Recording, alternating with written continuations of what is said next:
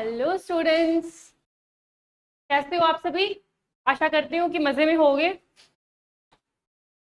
खाना वाना खा के बैठ गए? नहीं खाया तो खा लेना, भूखे पेट नहीं बैठना है, क्योंकि मेरी क्लास में बहुत एनर्जी लगने वाली है भाई। और अच्छे से पढ़ेंगे, ठीक है। चिल्ला चिल्ला के पढ़ना है, पूरे पड़ोस को, घर वालों को, सबको पता लग जाना चाहिए कि इंग्लिश पढ़ रहे हैं, ठीक है। जितने भी मीनिंग्स हैं उनको चिल्ला चिल्ला के याद करना है और अच्छे से पढ़ना है सबको, ठीक है। तो आज अपनी शुरू करते हैं। आपकी जो पूर्वी बुक है, पूर्वी बुक की जो पहली यूनिट है, उस पहली यूनिट का सेकंड जो चैप्टर है, जिसका नाम क्या है? The raven and the fox. यानी कि क्या है फॉक्स, मतलब क्या होता है, सुना है कभी? फॉक्स मतलब लोमड़ी। एंड द रेवन, रेवन क्या होता है? रेवन होता है एक जो क्रो होता है, कौआ। सुना है आप सभी ने? कौआ कैसा होता है? एक पक्षी होता है बेसिकली, अपने एक डोमेस्टिक बर्ड होता है, यानी कि घरेलू पक्षी होता है, जो कि अपने आसपास उड़ता हुआ उसे देख लेते हैं। उस कौवे के जैसा ही उसी स्पीसीज का जो एक बर्ड होता है, पक्षी होता है, उसे ही अपने रैवन बोलते हैं, ठीक है। तो इस वाली पोएम में क्या बताया हुआ है कि जो फोक्स है, यानी कि जो लोमड़ी है, वो कैसे उस रैवन को मूर्ख बनाती है। हकीकत में देखिए तो रैवन मूर्ख नहीं होता है, बिल्कुल भी मूर्ख नहीं होता है हकीकत में। वो भी बहुत एक चतुर, मतलब आपके पक्षी है। पर इस पोएम में क्या बताया हुआ है कि लोमड़ी को चालाक बताया गया है, कनिंग बताया गया है, और वो रैवन को मूर्ख बना देती है। मूर्ख कैसे बनाती है कि जो रैवन है उसके बीक के अंदर, उसकी चोंच में एक छोटा ब्रेड का या फूड का पीस जो है उसकी चोंच में है, और वो लेके एक ब्रांच के ऊपर बैठा हुआ है, और लोमड़ी की जो आंखें हैं उसके ऊपर टिकी हुई है। लोमड़ी क्या सोचती है कि मुझे कैसे ना कैसे, किसी भी तरीके से, मुझे ये जो उसके बीक के चोंच के अंदर जो टुकड़ा जो है फूड का, वो मुझे चाहिए, ताकि मुझे उसे ढूंढने के लिए कहीं दूर न जाना पड़े और उसकी भूख भी मिट जाए। इसके लिए वो क्या करती है कि जो वो रेवन है, जो क्रो के जैसा है, यानी कि जो क्रॉक क्रॉक करता है, ऐसे ऐसे ही उसकी आवाज होती है, बिल्कुल बेसुरी सी। तो उसको वो मूर्ख बनाती है। कैसे बनाती है कि ऐसे बहुत मीठी मीठी बातें करती है, उसके साथ चापलूसी करती है, उसे फ्लैटरिंग बोलते हैं। तो ऐसे उसके साथ मीठी मीठी बातें करके उसे मूर्ख बना देती है, और रेवन मूर्ख बन भी जाता है इस स्टोरी में। और वो तैयार हो जाता है। वो जैसे ही फोक्स उसको गाना गाने के लिए बोलती है, तो रेवन गाना गाने के लिए तैयार हो जाता है, और फिर वो अपनी जैसे ही अपनी बीक को खोलता है, अपनी चोंच को खोलता है, जो फूड का टुकड़ा है वो नीचे गिर जाता है, और फोक्स जो है उसे लेके चली जाती है और उस पर हंसने लगती है और उसका मजाक उड़ाती है, ठीक है। इसी तरीके से ये पोइम अपने पूरी करेंगे। तो क्या इस पोइम के अंदर क्या बताया हुआ है? इस पोइम में यही बताया हुआ है कि कभी भी घमंड नहीं करना चाहिए। घमंड करने से अपने कभी भी सफलता नहीं पा सकते हैं, किसी का भी भला भी नहीं कर सकते हैं, और किसी का भी जबरदस्ती फायदा नहीं उठाना चाहिए। सही है ना? ये कभी भी किसी का जबरदस्ती फायदा नहीं उठाना चाहिए, हमेशा अपने को ईमानदार बन के रहना चाहिए, ठीक है। तो अपने शुरू करते हैं अपनी पहली पॉइंट को। Let us do these activities before we read, ठीक है। इसमें क्या है कि आपकी जो ये बुक का चैप्टर है, इसके अंदर पहले कुछ एक्टिविटी दी हुई है, उन एक्टिविटीज को पूरा करना है। वी नो दैट फ्रॉग्स क्रॉक, हम जानते हैं कि फ्रॉग क्रॉक करते हैं। फ्रॉग मतलब मेंढक, क्रॉक करते हैं। मेंढक कैसे आवाज निकालता है? मेंढक टर्राता है ना, ऐसे टर टर की आवाज निकालता है, इसे अपने इंग्लिश में क्रॉक बोलते हैं, ठीक है। तो ये जो फ्रॉग है, यानी कि जो मेंढक है, कैसी आवाज निकालते हैं? क्रॉक करके आवाज निकालते हैं। Did you know that ravens also croak, क्या आप ये जानते थे कि जो रेवन है वो भी क्रॉक की आवाज निकालता है? मैंने आपको पहले बताया कि रेवन कैसा है, मतलब पक्षी है। रेवन बिल्कुल वैसा ही है जैसा कि क्रो होता है। क्रो यानी कि जो कौवा होता है। कौवा कैसी आवाज निकालता है? क्रॉक क्रॉक करके बोलता है ना, जैसे बेसुरी सी आवाज निकालता है, जिसे कोई भी सुनना पसंद नहीं करता है। उसी तरीके की आपके रेवन की आवाज है, तो रेवन भी क्रॉक करता है। तो इसका आंसर आप क्या लिखोगे? यही लिखोगे ना, yes we know that, as well as की जो आपके रेवन है वो भी क्रॉक क्रॉक करता है। कि raven sounds like frog. Okay, second आप यहाँ पे क्वेश्चन है, which animal is shown to be cunning in stories, यानी कि स्टोरीज में अपने जितनी भी कहानियां पढ़ते हैं बुक्स में, या फिर जो छोटी छोटी स्टोरीज बुक्स आती थी जब अपने 4th में 5th क्लास में होते थे, तब उन स्टोरीज के अंदर किसको कनिंग बताया जाता है? कनिंग मतलब चालाक। कनिंग का मतलब यही होता है ना? आप बता दो, मैडम को तो आता नहीं है, आपको ही आता है सब, आप बताते जाना, ठीक है मुझे। चालाक होता है, ठीक है, आपके इसका मीनिंग कनिंग का, यानी कि विच एनिमल, कौन सा एनिमल जो है वो दिखाया जाता है, is shown to be cunning, यानी कि चतुर या चालाक, इन स्टोरीज, कहानियों में।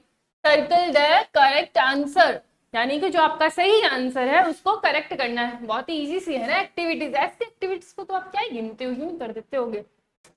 करेक्ट द सर्कल, ठीक है, यानी कि किसको बताया जाता है? टाइगर, फॉक्स, बेयर, किसको बताया जाता है, पता है कुछ? टाइगर कैसा है? टाइगर कैसा जीव है पता है आपको? टाइगर बहुत बहादुर होता है ना, बहुत ब्रेव होता है, इसे किसी से डर नहीं लगता है, किसी से भी पंगा ले सकता है, जंगल का मतलब सबसे खतरनाक वो जीव भी होता है टाइगर, ठीक है, जिसे क्या बोलते हैं अपने? बाघ। कैसा होता है बाघ, देखा है क्या? नहीं देखा? बाघ ऐसे मतलब ऑरेंज कलर का, ऐसे लाइट ब्राउन सा होता है, जिसके ऊपर ब्लैक कलर की लेयर्स होती है, ऐसे ब्लैक ब्लैक काले रंग की धारियां होती है, जिसे अपने बाघ कहते हैं, ठीक है। टाइगर, टाइगर कैसा मतलब जीव है? एक ब्रेव जीव है ना, जिसे किसी से डर नहीं लगता है, और वो खुलेआम जंगल में घूम सकता है। फोक्स, फोक्स को कैसा बताया जाता है? छोटी सी होती है पर बहुत चालाक होती है, वो बोलते हैं ना छोटा पैकेट बड़ा धमाका, वही वाली चीज। फोक्स कैसे होती है? बहुत चालाक होती है। हर स्टोरीज में अपने सुनते हैं कि फोक्स को ही चालाक बताया जाता है हर बार। नंबर 3 पे है बेयर, इसका प्रोनाउंसिएशन क्या होता है? बेयर होता है, ठीक है, बेयर। बेयर मतलब भालू। भालू कैसा होता है? भालू तो अपने जैसा ही होता है अपने कैसे है?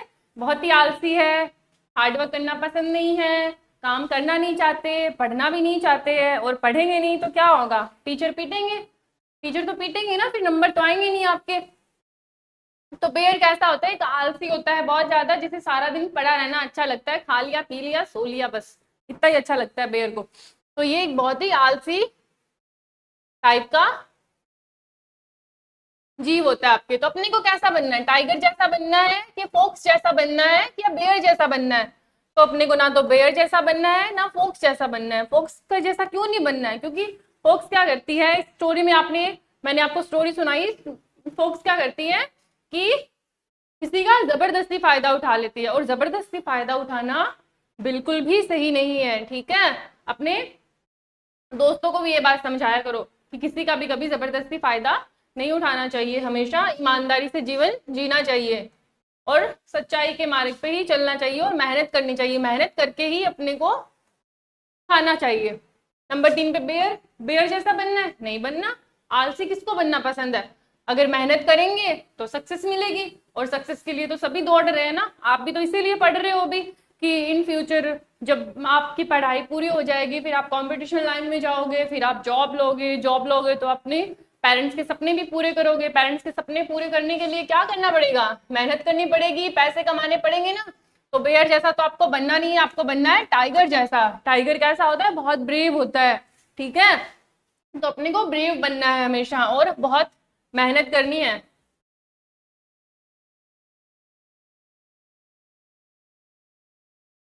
अब देखो इस पिक्चर में, देखो क्या है, इसको सर्कल कर देते हैं आपके। फॉक्स जो है कनिंग है, ठीक है।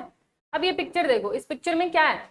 ये रेवन बैठा हुआ है, क्रो जैसा दिख रहा है ना, बिल्कुल ऐसे लग रहा है कि काले रंग के इसके फेदर्स है, और उगला सा लग रहा है बिल्कुल ही।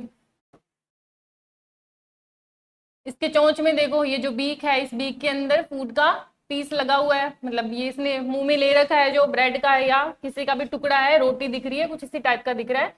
ये एक ब्रांच है, इस ब्रांच के ऊपर क्या ये बैठा हुआ है, यानी कि ऊंचाई पे बैठा हुआ है। इधर ये फॉक्स देखो कितनी भोली सी बन के बैठी है, ऐसे करके बैठी है, इतनी प्यारी सी ऐसे चुपचाप सी ऐसे, जैसे अभी मतलब मीठी बन के इससे अभी बातें करने वाली है ये, उस हिसाब से ये बैठी हुई है, प्यारी सी छोटी सी बच्ची बन के, जैसे इसे तो कुछ पता ही नहीं है, इसे बहुत भूख भी लगी हुई है, इसीलिए तो ये इसके पास आके बैठी है ना। अभी देखना इसका ये कैसे फायदा उठाती है, बहुत गंदी है ये स्टोरी में। अब देखते हैं अपने स्टोरी का पहला स्टेंजा, इसका पोएम का पहला स्टेंजा, सॉरी स्टेंजास क्या होते हैं, जैसे अपने लेसन चैप्टर पढ़ते हैं तो उसमें छोटे छोटे पैराग्राफ्स होते हैं ना, लेसन और चैप्टर्स में उनको पैराग्राफ्स बोलते हैं, उसी तरीके से जब अपने पोएम पढ़ते हैं, पोएम के अंदर क्या होता है कि छोटे छोटे स्टेंजास होते हैं, उन स्टेंजास के अलग अलग मीनिंग होते हैं, इन मीनिंग को अपने अभी डिस्कस करते हैं। Let us read. इसमें देखो राइमिंग वर्ड है, राइमिंग वर्ड के साथ में इस पोएम को बनाया गया है। पहले राइमिंग वर्ड देखो लिम्ब हिम, ये आपके पहला राइमिंग वर्ड हो गया। नंबर 2 पे है बीक सीक। राइमिंग वर्ड क्या होते हैं, राइमिंग वर्ड होते हैं जो सेम सेम होते हैं, सेम प्रोनाउंस करते हैं, ठीक है, यानी कि उनका उच्चारण एक जैसा सा होता है, उन्हें बोलते हैं rhyming word. My word bird, number 3 वाला। नंबर 4 पे देखो सिंग किंग, ये आपका चौथा राइमिंग वर्ड हो गया।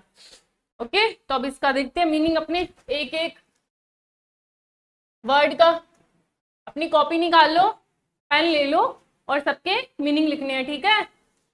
अगर किसी ने नहीं लिखा ना पिटाई होगी फिर बहुत बुरी। Mister Raven was perched upon a limb, mister Raven, अब यहाँ पे रेवन कौन है, रेवन एक क्रो के जैसा दिखने वाला एक बर्ड है, जो कि was perched upon a limb, जो कि बैठा हुआ था किसके ऊपर, जो एक लिम्ब है, लिम्ब मतलब लेग भी होती है, जब आपके बर्ड्स होते हैं ना उन बर्ड की लेग को क्या बोलते हैं, लिम्ब बोलते हैं। और एक आपकी जो ब्रांच होती है,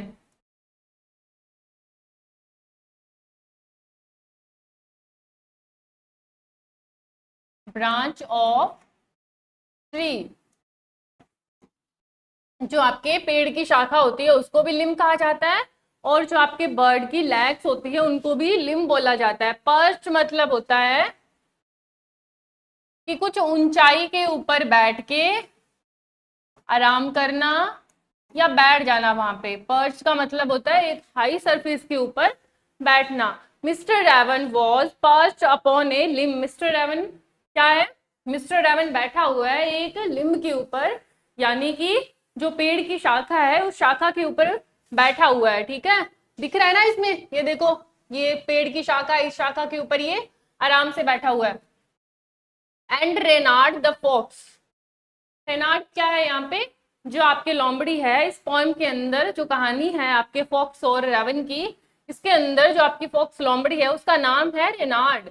एंड रेनार्ड द फॉक्स, जो कि लोमड़ी है, लुक्ड अप एट हिम, यानी कि देखती है वो उसकी तरफ, किसकी तरफ, रेवन की तरफ, रेवन के मुंह में टुकड़ा है और रेवन बैठा हुआ है ऊपर एक लिम्ब के ऊपर, जिसके ऊपर अब जो उसको रेवन को क्या है, फोक्स, जो इसका नाम क्या है रेनार्ड, वो उनकी तो उसकी तरफ देखती है, ठीक है। उसके मन में तो वैसे भी वही चल रहा है कि जैसे तैसे इससे वो टुकड़ा हड़प लूं। For the raven held in his great big beak a morsel the fox would go far to seek, for the raven held in his great big beak। a morsel क्या होता है, मोर्सल का मतलब होता है आपके खाने का टुकड़ा,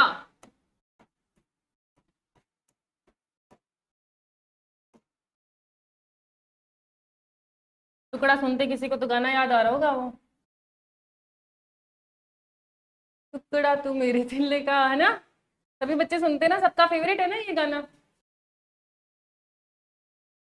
सबने सुना होगा, पता है मुझे, मैं भी सुनती थी छोटी होती, मतलब ऐसे ही गाने सुनती थी। For the raven held in his great big beak, उसकी जो बड़ी चोंच है उसके अंदर क्या है, ए morsel the fox would go far to seek, उसकी जो बिग बीक है उसके अंदर उसने होल्ड कर रखा है क्या, एक पीस है रोटी का या ब्रेड का, जिसे उसने ए morsel, morsel का मतलब क्या था, खाने का टुकड़ा, ठीक है, इसी को इसने रेवन ने अपनी बीक के अंदर, जो उसकी ग्रेट बिग बीक है, बड़ी सारी जो चोंच है उसके अंदर उसने पकड़ रखा है।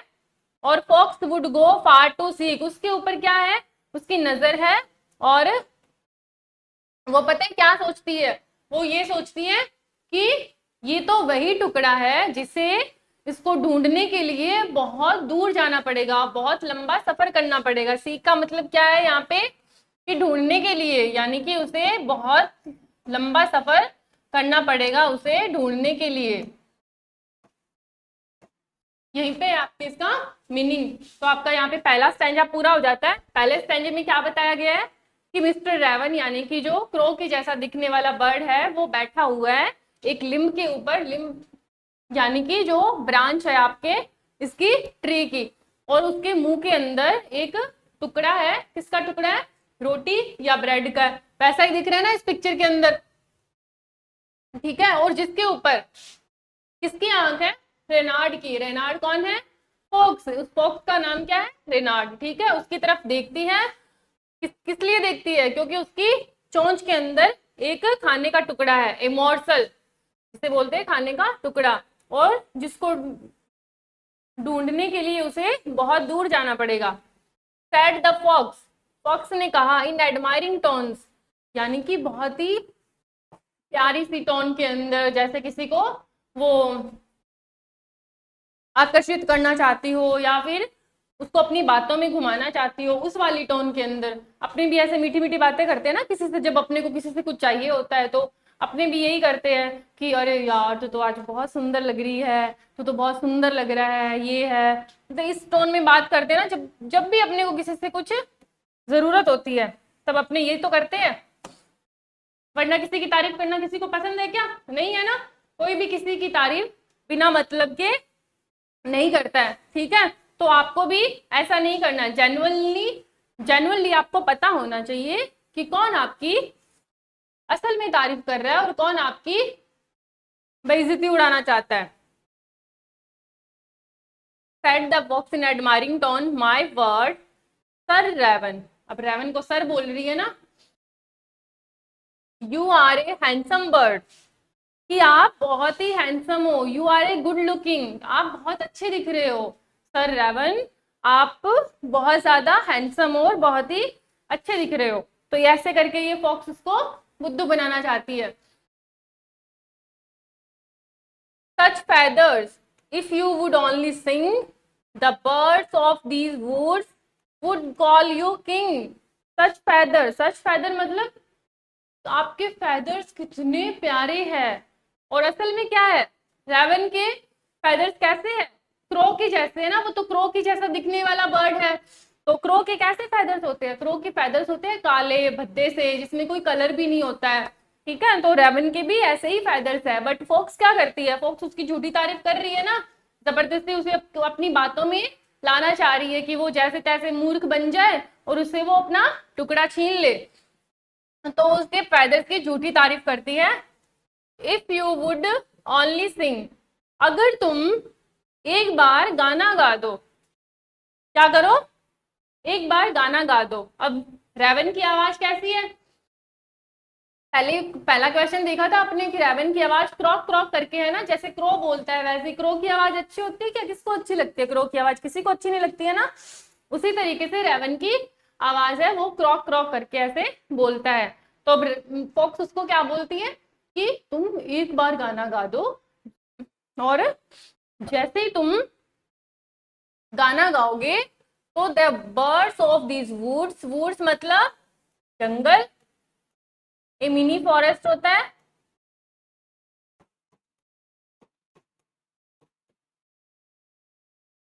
मिनी फॉरेस्ट, ओके, जंगल, वुड्स आपके एक वुड होता है, वुड और वुड्स, वुड का मतलब लकड़ी होता है, लड़की दिख रही थी मैं, देखो तो, खुद की बेइज्जती कर रही हो। वुड का मतलब क्या होता है? लकड़ी, ठीक है। और वुड्स का मतलब होता है एक मिनी फॉरेस्ट, यानी कि बहुत सारे पेड़ पौधों का जो झुंड होता है, ठीक है। Woods would call you king, तुम्हें किंग बुलाएंगे, कि अगर तुम एक बार गाना गा दोगे तो इस जंगल के जितने भी पक्षी हैं वो सभी आपको किंग बुलाएंगे। बुलाएंगे क्या, किसी की गंदी आवाज सुनने के बाद में अपने उसे खुश थोड़ी होते हैं कि उसको बोल दे कि अरे वाह तुम्हारी तो क्या आवाज है, ऐसी आवाज सभी की होनी चाहिए, तुम्हारी आवाज तो हमारी आइडियल है, ऐसी आवाज हमें भी चाहिए। ऐसा हो सकता है? नहीं होता है ना। तो आपको भी कभी ऐसे लगे ना कि आपको पता हो पहले से ही कि या तो मेरी आवाज अच्छी नहीं है, या फिर ऐसे हो कि आपको पहले से ये पता हो कि हम गुड लुकिंग नहीं है या हमारे कपड़े अच्छे नहीं है, फिर भी आके कोई आपकी तारीफ कर दे, बोले कि अरे भाई क्या कपड़े पहन रखे हैं तूने, तो वाह तुम्हारे शूज कितने प्यारे दिख रहे हैं। इसका मतलब समझ जाना भाई आप कि कोई आपको बटरिंग कर रहा है, ठीक है। और किसी की भी बटरिंग में आना नहीं है, समझ जाना है कि कौन आपका असली दोस्त है और कौन आपका नकली दोस्त है, कि कौन आपकी तारीफ कुछ पाने के लिए कर रहा है और कौन आपकी तारीफ कुछ ये जताने के लिए कर रहा है कि तुम असल में अच्छे दिख रहे हो, ठीक है। झूठे दोस्त यही करते हैं ना, झूठी तारीफ करते हैं या फिर अपने से कुछ लेने की कोशिश करते हैं कि इनकी तारीफ करेंगे तो हमें जो चाहिए वो हमें खुशी खुशी दे देगा बातों में आके, ठीक है। तो ये वाला आपका स्टैंजा हो गया है। समझ में आया स्टैंजा आपको अच्छे से? नंबर 1 वाला स्टैंजा भी हो गया और नंबर 2 वाला स्टैंजा भी आपका यहाँ पे पूरा हो गया है।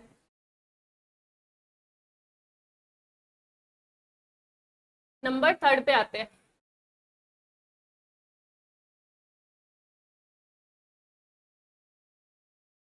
थर्ड पे देखो, the raven who did not see the joke. Raven जो पक्षी है, जो उस लिम्ब के ऊपर बैठा हुआ है अपनी बड़ी सी चोंच के अंदर रोटी का टुकड़ा लेके, वो इस मजाक को समझ ही नहीं पाता है। यानी कि जो लोमड़ी उसके साथ मजाक करती है, उसे बोलती है कि तुम बहुत हैंडसम हो, तुम्हारे फेदर्स बहुत अच्छे हैं, और तुम एक बार गाना गा दोगे तो इस पूरे जंगल के जितने भी पक्षी हैं वो तुम्हें राजा समझने लगेंगे। का बड़ा वहम है ना इसको। और ये बेचारा समझ भी नहीं पाता है, ये भूल जाता है कि इसकी असलियत क्या है, इसका रंग कैसा है, इसकी आवाज कैसी है, पर वो लोमड़ी की बातों में आ जाता है। उसे लगता है आज से पहले तो मेरी ऐसी तारीफ किसी ने नहीं की, और फिर उसने तारीफ कर दी है तो वो बहुत खुश हो जाता है। आप लोग भी ऐसे होते हो क्या? कोई झूठी तारीफ कर देता है तो खुश हो जाते हो क्या? नहीं होना है कभी भी, हमेशा सच्चाई में जीना है।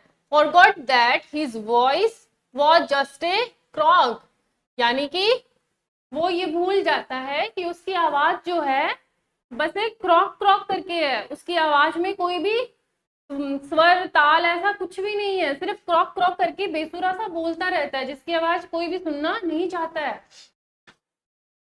और वो इस चीज को भूल भी जाता है और उसकी झूठी बातों में आ जाता है। ही ओपन हिज बीक, वो अपनी चोंच को खोल देता है। इन हिज फुलिश प्राइड, यानी कि प्राइड का मतलब यहाँ पे क्या है? घमंड, अहंकार जो होता है अपने को, कि जब अपने पास कुछ अच्छा आ जाता है, कुछ बहुत बड़ा आ जाता है जो सबसे अलग होता है, या फिर यूं होता है कि बहुत धन कमा लिया, या फिर ऐसे होता है कि क्लास में टॉपर्स बच्चे भी तो होते हैं ना, उनको किसी को घमंड आ जाता है कि भाई हम तो बहुत पढ़ते हैं, हम तो टॉपर है, हम तो जो टॉपर नहीं है, जो थोड़े से कमजोर है उनसे बात भी नहीं करेंगे। लेकिन ऐसा नहीं होना चाहिए ना, जो टॉपर्स होते हैं उनको भी तो कमजोर बच्चों की हेल्प करनी चाहिए कि नहीं करनी चाहिए? तो आप जो टॉपर्स बैठे हुए हो ना आगे, कमजोर बच्चों की ना हेल्प किया करो, ठीक है। ऐसा नहीं होना चाहिए कि आप मन में घमंड ले आओ कि नहीं ये तो मैंने पढ़ा है, सिर्फ मुझे आता है, मैं किसी को नहीं समझाऊंगा, मेरा ज्ञान है, मेरे तक ही रखूंगा। ऐसा बिल्कुल भी नहीं होना चाहिए। इन हिज फुलिश प्राइड, यानी कि वो अपनी चोंच खोल देता है अपने घमंड में आके। वो इस घमंड में आ जाता है कि वाओ मेरे तो फेदर्स बहुत प्यारे हैं, मेरे जो पंख है वो बहुत सुंदर है, ऐसे पंख तो किसी के है ही नहीं। और अगर एक बार मैं गाना गा दूं तो जैसे ये गाना गाऊंगा तो इस पूरे जंगल के जितने भी पक्षी हैं वो सारे पक्षी मुझे राजा समझने लगेंगे। घमंड में आ जाता है ना, और उस क्रॉक क्रॉक जैसी गंदी सी आवाज को कौन राजा बनाएगा?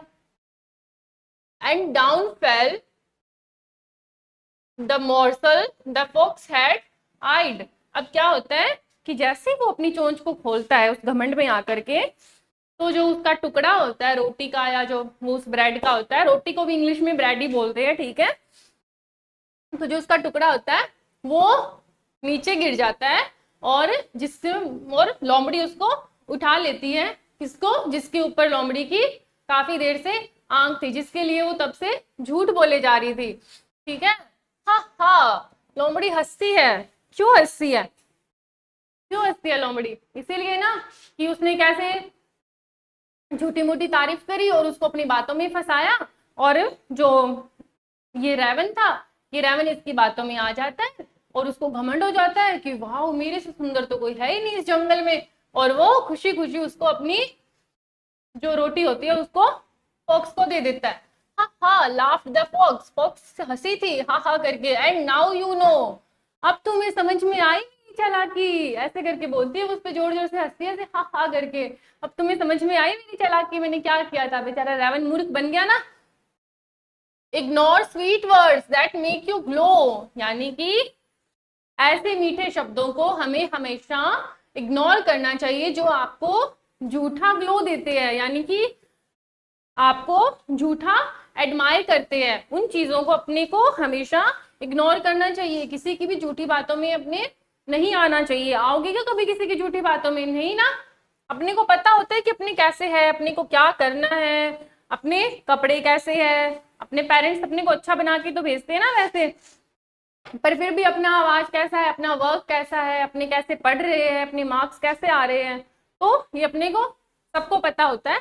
पर फिर भी कोई अगर आपके आके झूठी तारीफ कर रहा है, आप होशियार नहीं हो पढ़ाई में, फिर भी बोल दे कि अरे वाह ये तो बहुत होशियार है पढ़ाई में, तो इस वाले घमंड में कभी भी नहीं आना है कि आप पढ़ाई करना छोड़ दो। नहीं, बिल्कुल भी नहीं, हमेशा मेहनत करते रहना है। Pride my friend is rather unwise. अब क्या है, ये जो आपके देखो इस पोइम के जो आपके फैबुलिस्ट है, फैबुलिस्ट का मतलब क्या होता है? जो छोटी छोटी पोइम्स लिखते हैं, फैबल्स लिखते हैं। फैबल्स यानी कि जो आपको बताया था पहले मैंने, अपनी यूनिट का नाम था फेबल्स एंड फॉकटेल्स। फेबल्स मतलब लोक कहानियां, ऐसी मनगढ़ंत कहानियां जिनका कोई असल में अर्थ तो नहीं होता है, नहीं पता कि वो सच में घटित हुई थी या नहीं हुई थी, लेकिन अपने को कुछ अच्छा सिखाने के लिए वो सुनाई जाती है, जिन्हें फेबल्स बोलते हैं। तो वो एक फेबलिस्ट है आपके जियोन डेला फोंटेन। पॉइम्स लिखते हैं, फेबल्स लिखते हैं बच्चों के लिए मोस्टली, ठीक है। अब ये क्या बोलते हैं, pride my friend is rather unwise, कि घमंड क्या है मेरे दोस्त, एक बहुत ही अबुद्धिमता वाला काम है। अबुद्धिमता मतलब बिना समझदारी वाला,